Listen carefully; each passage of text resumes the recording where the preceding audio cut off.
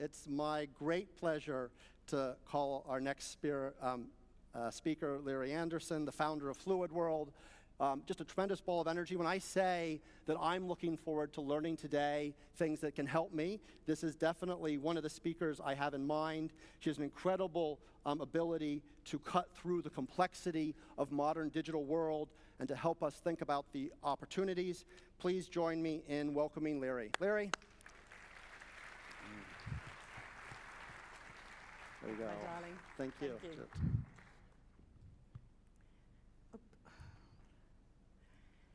Your Excellencies, ladies and gentlemen, thank you very much to have me here today. I'm incredibly honored to be invited to join you today and to talk to you about the impact of business, impact on digital on business and on organizations. And we're going to be spending about 30 minutes together doing that. Before just 1 minute, I want to explain what this Fluid World does, because I think it'll help put the rest of the presentation into context, and also why I'm here today talking to you about this subject. This Fluid World was set up about 7 years ago from one belief and one passion, not in the forest, but in London, that the world needed to have a different kind of organizations and different kind of leaders to be successful. So we started doing business innovation, which is the necessary transformation that organizations and individuals have to go through to be successful in business in the 21st century.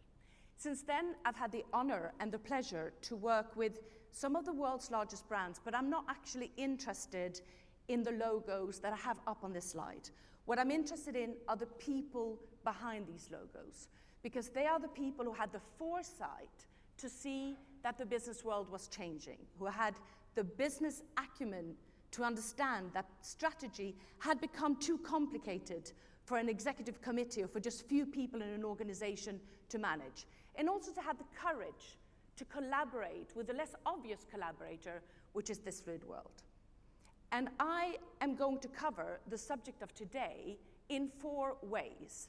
And really, what I would hope that we understand at the end of this is, first of all, what business did we come from?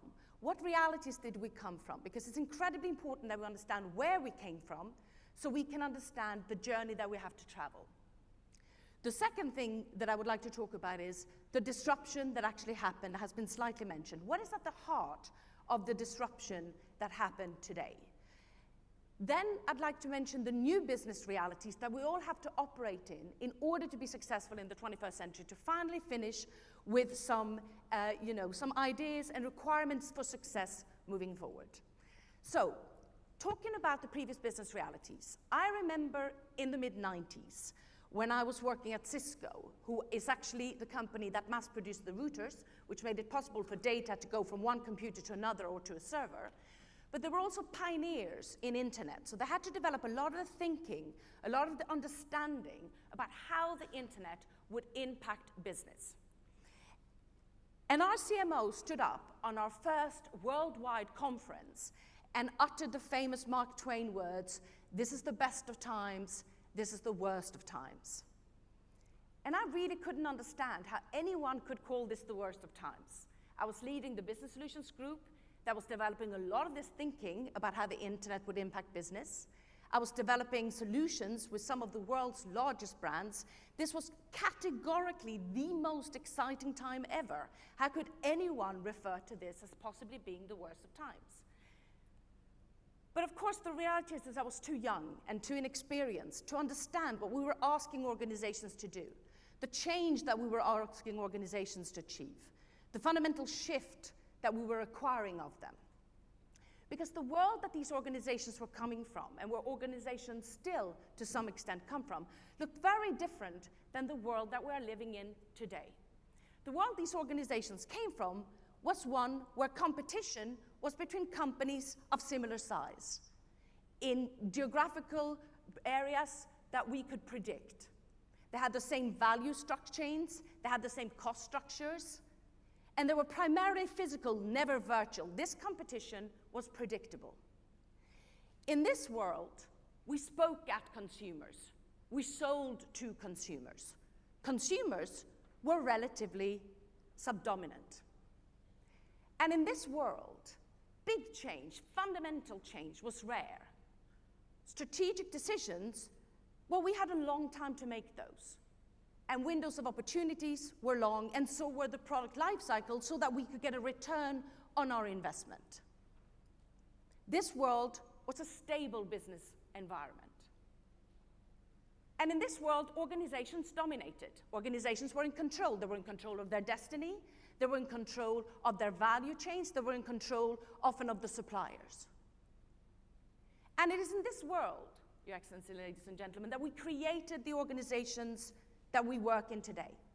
The way that we manage organizations, the way that we lead organizations, our management philosophies, our visions, our structures were created with this business environment in mind. And then, approximately 20 years ago, well, it started before, but we started feeling it approximately 20 years ago, something fundamental changed. Something fundamental changed. And this was as fundamental as the invention of electricity, which we know led to the second industrial revolution. And what changed, purely technically, is that we started coding data and content using ones and zeros. It's as little as that. But what it actually meant is that this content could travel at extraordinary speed. And this content could be stored in tiny, tiny spaces. Again, doesn't sound that exciting. But at the heart of that, it meant that technology became increasingly capable, and technology became increasingly affordable. Let me demonstrate. Every one of you today who have a smartphone in your hand, in your pocket, in your bags, have the same computer power as the whole of NASA had in 1969 when they put a man on the moon. We all have, individually in this room, the same computer power as the organization who put a man on the moon. What do I mean by affordable? If you wanted to buy a TV in the United States of America in 1970, it would cost you $500. Present value, $30,000. As we know, that is not the price of today, and that's what I mean by increased affordability and capability. And that is at the core, at the heart of what we call the digital revolution. It's not an appropriate name. We do not call the second industrial revolution the electrical revolution, because we are truly living through the third industrial revolution. And there is not a region, there is not an industry, there is not an organization, there is not a function that will not be affected by the digital revolution. It'll disrupt business as we know today. It is disrupting business as we know today. Of course, business disruption is often seen with a slight negative feeling. The word disruption means that we are going to be disrupted. But I would like to present to you disruption in digital and innovation in a more positive way. I would like to first talk about how innovation in digital technology is making it possible for organizations to do things that they couldn't do before this innovation.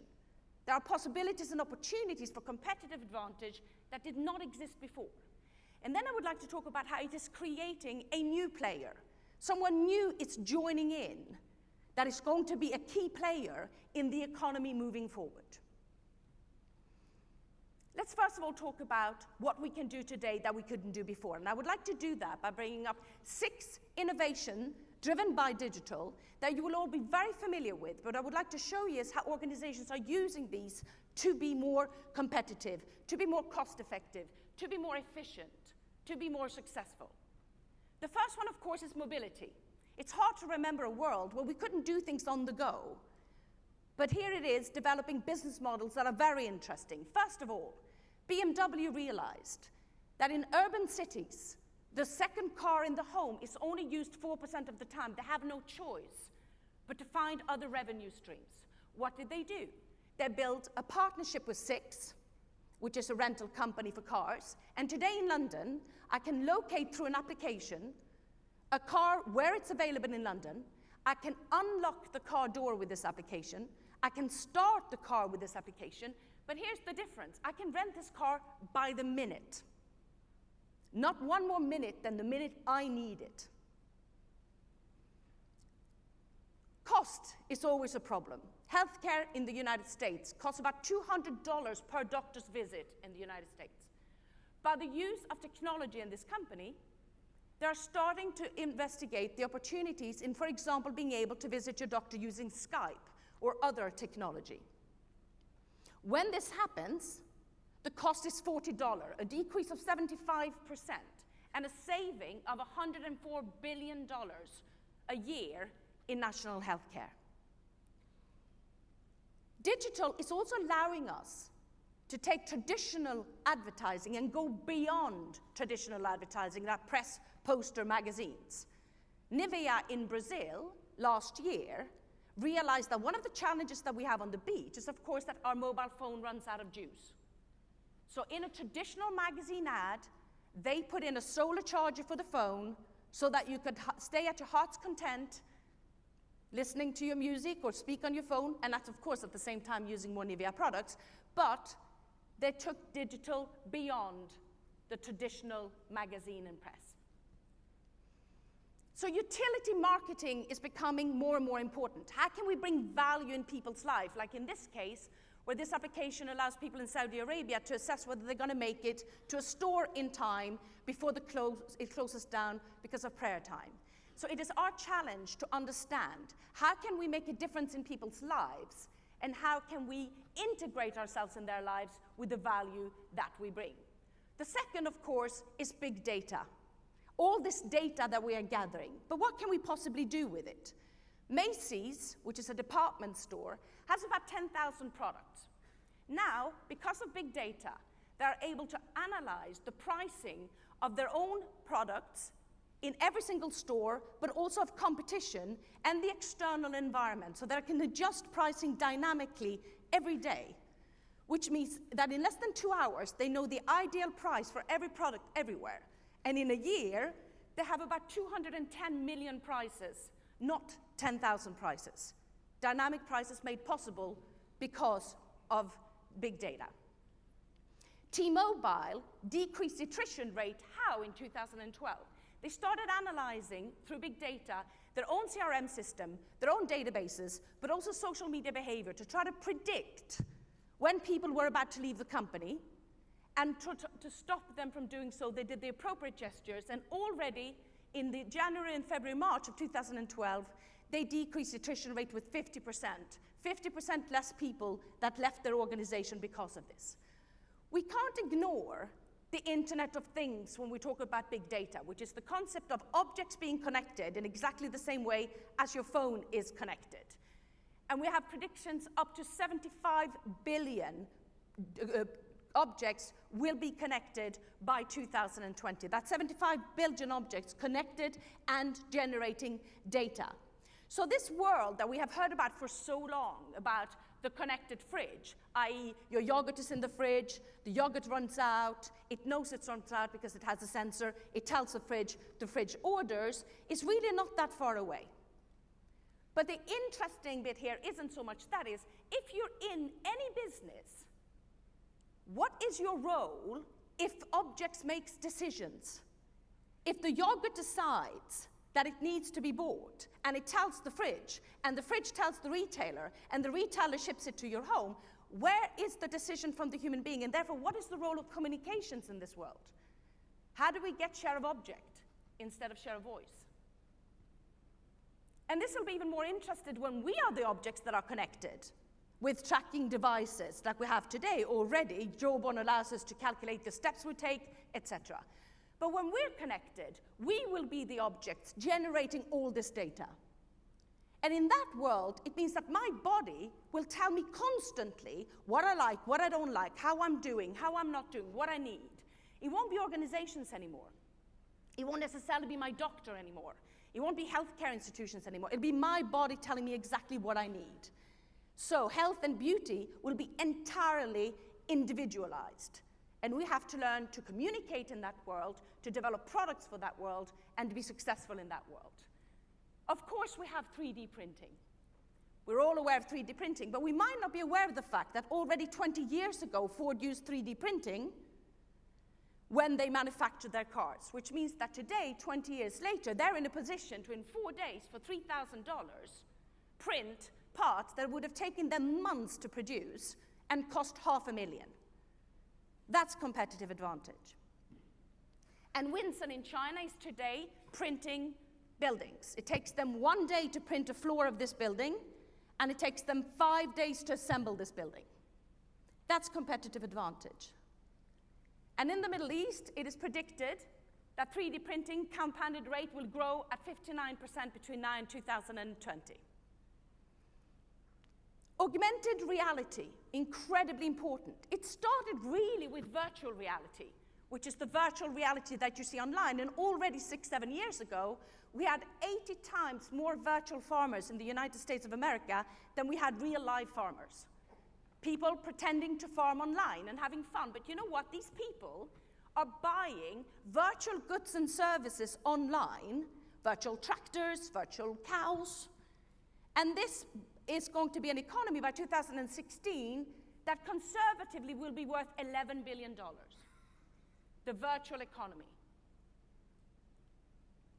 And last year, Microsoft launched HoloLens, which is the first time really we're starting to mass-produce technology which will bring augmented reality into our lives. And the difference with virtual reality and augmented reality is augmented reality mixes physical assets with virtual assets. So they'll look something like this.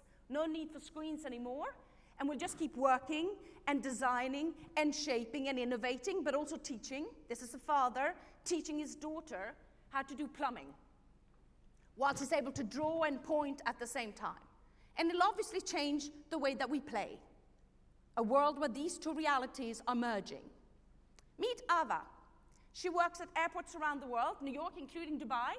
She's always happy. She never takes holidays, 24/7. She's at work. She looks great. She's made up. She's everything. But she's a hologram. And yet this hologram is every day conducting customer service to their customers in these different airports around the world. And of course, augmented reality can have serious implications as well. Because we have about 2/3 of the world that do not have access to life-changing operations. We have areas that are war-torn, which can't access doctors, or doctors get harmed when they go to these areas. So augmented reality will also help us conduct operations where a doctor in New York, in Sweden, in Tokyo, can do the operation and show the person on the ground how to conduct this operation. The fifth is robots. More and more, robots are going to be part of our lives. This is the Hena Hotel in Japan. The Hena Hotel is going to use Android robots to clean, to deliver goods and services, to bring baggages upstairs. But the advantage here is that a hotel in this area would cost you about $180 to $255 a night. And because of the competitive advantage here, it'll cost $60 a night. That's the difference. But robots is nothing new. You've been using them for camel racing and other activities in the Middle East for a long time. But what might be new is 3 million people is the prediction of how many people by 2020 will be reporting directly to a robot. And finally, artificial intelligence. Machine learning, the concept that your machine becomes smarter and smarter and smarter, and it learns from itself. Already today, Google has an app which allows you to take a picture of a dish, and it'll tell you exactly how many calories that dish has. And it learns to get better and better. But we're starting to use it in testing medical before we launch them. It's starting to be used in finance to avoid risk.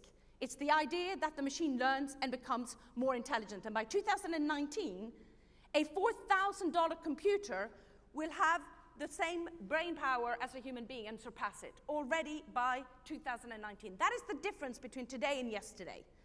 We never had machines that learned yesterday. Today we have machines that are learning. So this is a little bit in quickly describing to you what we can do today that we couldn't do before because of innovation in digital technology. Now I would like to talk about a new player, a new key player that is here today because of innovation in digital technology. All that I described at the beginning means that the same technology is in the hands of the general public that used to be the privilege of organization. And what this technology is doing is decreasing the entry barriers access to capital, access to distribution, access to marketing, access to consumers. And what it is doing, it is democratizing value creation. It means anyone can create value and commercialize this value in a significant way. Before, this used to be the privilege of large organizations. Today, every single individual here, outside of work, when they're busy just being a person, can commercialize value in a significant way. I'm going to give you 4 examples of democratization which will show you the power that the public is getting today. The first one is democratization of finance. The fact that anyone now, if they have an idea or innovation, can access finance if they want to. If you look at a site like Kickstarter, which is a peer-to-peer lending site, but the interesting thing about Kickstarter is that since its inception in 2009, it has generated $2 billion worth of funding, one site, $2 billion from the general public to the general public. And there are 93,815 projects that exist today, innovation projects that would not have existed if we didn't have one site, Kickstarter. Start multiplying it with other crowdfunding sites, and you start seeing the importance of this particular industry. And when Samsung needed an Internet of Things technology, they did not go internally. They went and bought a company that was developed in Kickstarters. So one of the world's largest technology companies did not develop their own technology for Internet of Things. They bought the company because it came from Kickstarter. And you have your own, you have your own version of this in this region as well. Now, crowdfunding of ideas is the next one, which democratizing, of course, ideation. Anyone can have an idea today. So sites like sites like Quirky in New York allows people to post an idea, an invention, allows the people on that site to contribute to that invention to make it even better. And when Quirky helps them go to market, whoever has contributed positively to this idea will be rewarded at the end of it as well. So this is worldwide collaboration, possibly, because there are no borders in this world. Muji, because I hear often from my clients, yes, but the ideas that we get when we crowdsource are never as good as the ideas we have internally. By that rationale, the collective intelligence of the entire world is inferior to the one you have in your own organizations. I find that hard to believe, and Muji agrees, because they've gone public to say that the products that they sell that were crowdsources with the public, collaborated with the public, sells better than the products that they develop themselves internally. Democratization of distribution and manufacturing. You're well familiar with sites like Etsy, which people develop things with their hands, called the maker movement, and part of the passion economy, where things are created because people are passionate. And Etsy are then creating those things. People are Etsy, like, for example, a necklace with a tiny little Nutella jar, and they're selling these online. And there's over $50 million of sales a month on Etsy on one site only. And the version in the future of this, of course, is just launching FormsField, which is the same concept of Etsy. You create, but instead you have the opportunity to have the file sent to you, and you can 3D print your particular, what you've bought, or you can ask them to do it for you. So democratization really at place here. And finally, democratization of communications.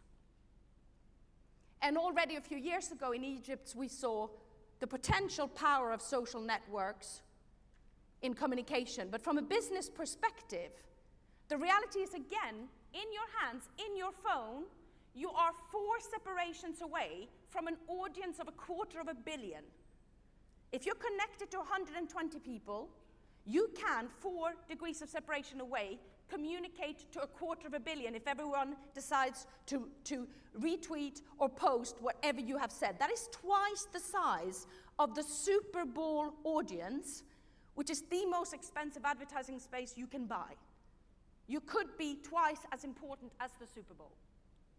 And that's exactly what happened when the iPad was launched in 2010, when Apple benefited from 17 million links talking about a product that didn't even exist yet. It hadn't been launched. It was being launched the next day, and 17 million links discussing something that didn't even exist yet. This is called earned media.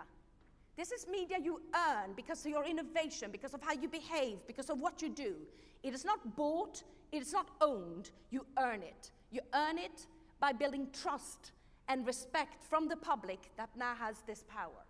And that is exactly why Chili's in the United States spent $750,000 in developing a gloss for their buns so they would look good on Instagram when people posted them online. 750,000. So today, we have to accept that the most important media channel is in fact the public. But it doesn't always work for us. Like United Airlines found out a handful of years ago when Ed Carolan traveled for a concert and his guitar broke. Well, they broke his guitar, but they didn't just break his guitar, they didn't care that they broke his guitar. So what did he do? He wrote a song called United Breaks Guitars. And he posted it online, and it had 15 million views. That is 3 times the audience of Barack Obama's inauguration speech a few years ago. So 3 times more people interested in United breaking guitars than us having our first black president in the United States of America. But that isn't the most interesting. The most interesting is affected to a downward price of 10% of the share price of United, of a value of 180 million. Because that's the power the public has today. Because that's called brand democratization. We do not own our brands anymore. People can, if they want to, make our brands and destroy our brands. So I've described to you this new player, the public, that we cannot ignore. It's going to shape the economy. It's going to be part of the economy, and it's someone that we need to take seriously and work with and collaborate with. So, then what are the new business realities compared to what I started this presentation? Well, first of all, as you can see, we have empowered players. Companies are more empowered than they've ever been before. People are more empowered than they've never been before. We have merging of realities. We're coming to an end where we're going to separate physical and virtual reality. It will simply be reality. We have prolific innovation. Innovation will come from everywhere, and it'll be very unpredictable, which means that if we are not the one innovating, are going to have competition that is going to be very hard to work against. It's going to be service-based value creation. It's going to be services that are built around the products that we are developing that we learn to monetize. It's not enough anymore to just innovate in products and think we can succeed. We have to have services that are up around it, and we have to innovate in our organizations to be able to deliver on it. And finally, we're going to have emerging business models. We're going to have business models that we have never seen before, that we have no idea how to compete against, but we're also going to be able to deliver some of these business models ourselves. One thing is for sure, the business environment will not be predictable anymore. The business environment will not be stable anymore. And this world will look very, very different moving forward than the world that we've done businesses until today. So to finish off, what are the requirements for success? Well, first of all, a region needs entrepreneurship. And secondly, organizations need to resonate. And for both, we need innovation. We absolutely need innovation so that our regions can have entrepreneurship, but so that organizations can also transform and have the resonance they need to have for the 21st century. So in terms of entrepreneurship, we need access to capital. There is no doubt. This is a cash-rich region, but not necessarily the amount of startup capital that we need. If we look at all the successful parts of the world with a lot of innovation, not only do they have access to capital, but the decisions work fast. So it's easy to do things quickly. The second thing we need is, of course, access to talent. We need access to talent, but we need access, first of all, business acumen. So we need talented people to come back and be mentors for the remaining. We need to educate them in the right way, because the education that we need today is actually in science, technology, and engineering. And in about 2030, they predict that 60% of people graduating in this field will come from China. We need to educate our people in the skills that are required to be successful moving forward. And we also need to add to that business acumen. never become more important than today. And finally, we have to have an entrepreneurial mindset. We have to be able to merge the pride of our history, of our past, of our culture, of what we have achieved, with creating also for the future. So what does it take for an organization to be resonant? What would it take for an organization to be resonant? How do they have to innovate? Well, first of all, we have to start becoming agnostic. We cannot see the world or analyze the world from the perspective of the industry that we're in or the business problem that we have. We have to read the world agnostically, see exactly what's happening, and then bring that into the context of our own organizations and what we need to do. We have to be learning organizations. We have a lot to learn. We have to accept that we need to learn. We have to accept that we need to measure different things to define success than we did in the past. We just have to learn. We can't just exploit, we also have to explore. Business is there to exploit so we can gain from what we've achieved, but we have to explore. We have to dedicate resources to explore and understand where revenue of tomorrow is going to come from. We absolutely have to collaborate across industries, across regions, across functions, across hierarchies. And finally, we have to celebrate the past, but also embrace change. One of the most successful managers ever and CMOs ever or CEOs ever said, if the rate of change outside an organization is faster than inside, the end is near. We have to learn to change and be flexible very fast. We have to put the fear of change behind us. In this room, preferably. So I'm back at where I started. It's the best of times, it is the worst of times. And today, I really truly understand what my CMO meant when he said, it is the worst of times. Because for the organizations that do not understand what I have shared with you today and more, this will be the worst of times. 52% is the figure of the organizations that were in the Fortune 500 in 2000 that are still there today.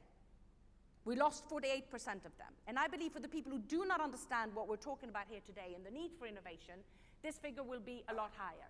However, I'm a digital realist, but I'm also a digital optimist. And I really do believe that for the organizations who do understand what I've spoken about today, who knows how to analyze the external world, contextualize it to their particular situation, prioritize what is needed to prioritize, strategize, and finally operationalize, because this is very much an organizational leadership question, this will truly be the best of times, because in these times, everything is truly possible if we work together. So please, thank you so much for having taken the time to listen to me today.